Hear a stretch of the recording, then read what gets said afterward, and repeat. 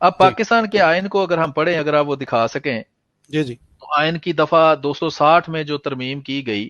احمدی مسلمانوں کی مخالفت میں، تو وہ ترمیم ایسی ہے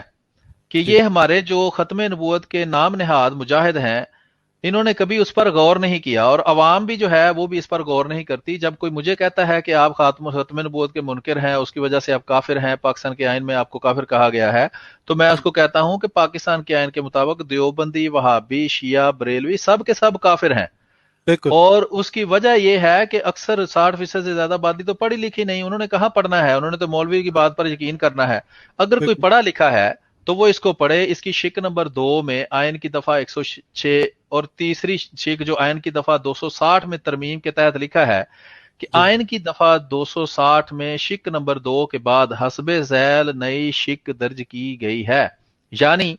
نمبر 3، جو شخص حضرت محمد صلی اللہ علیہ وسلم جو السلام آخری نبی ہیں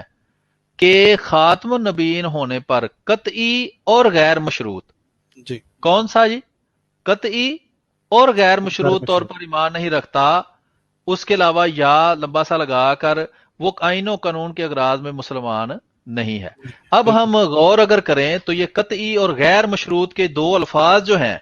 جی یہ ایسے وہ کہتے ہیں کہ ان کے گلے کی ہڈی ہے کہ اس سے یہ باہر نہیں نکل سکتے۔ بالکل اللہ تعالیٰ نے ان کے ہاتھ سے وہ الفاظ رکھائے، اور یہ ایسے عجیب لوگ ہیں کہ اس پر ہر سال اور اکثر اوقات یہ دستخط کرتے ہیں کہ واقعی ہم نبی اکرم صلی اللہ علیہ وسلم کو غیر مشروط اور قطعی آخری نبی مانتے ہیں، جس کا مطلب یہ بالکل بنتا ہے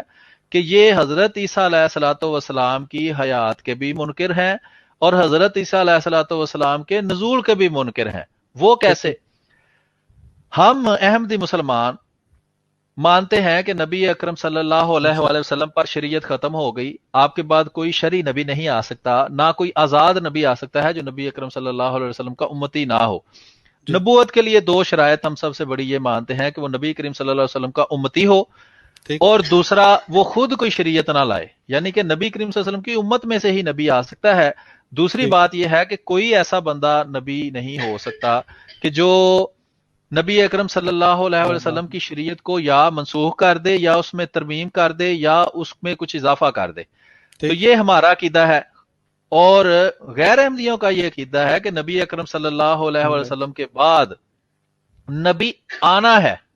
اور ٹھیک اس نبی کا نام ہے حضرت عیسیٰ علیہ الصلوۃ والسلام۔ ٹھیک اچھا، یہ جو بہانے بناتے ہیں، جس طرح کہ مبارک احمد بھائی نے کہا جی یہ وہ نبی نہیں ہوں گے، تو اس سے عرض یہ ہے کہ یہ مولویوں کا ڈکوسلہ ہے۔ وہ حضرت عیسیٰ علیہ الصلوۃ والسلام کے بارے میں لکھا ہوا ہے ان کے اکابر نے ہی، کہ جو یہ مانے کہ وہ آئیں گے تو نبی نہیں ہوں گے، وہ بھی کافر ہے۔ اب بالکل بات ہم اس پہ کرتے ہیں قطعی اور غیر مشروط کی۔ ٹھیک غیر مشروط آخری ہونے کا مطلب یہ ہے، میں اکثر ان کو یہ بھی کہتا ہوں کہ یہ پوچھتا ہے کہ جی آپ کس کو آخری نبی مانتے ہیں؟ میں نے کہا ہم تو مانتے ہیں محمد صلی اللہ علیہ وسلم کو آخری نبی۔ تو السلام یہ کہتا ہے پھر مرزا صاحب کیا ہیں؟ تو میں کہتا ہوں جناب آپ کس کو مانتے ہیں؟ یہ کہتے ہیں حضرت نبی کریم صلی اللہ علیہ وسلم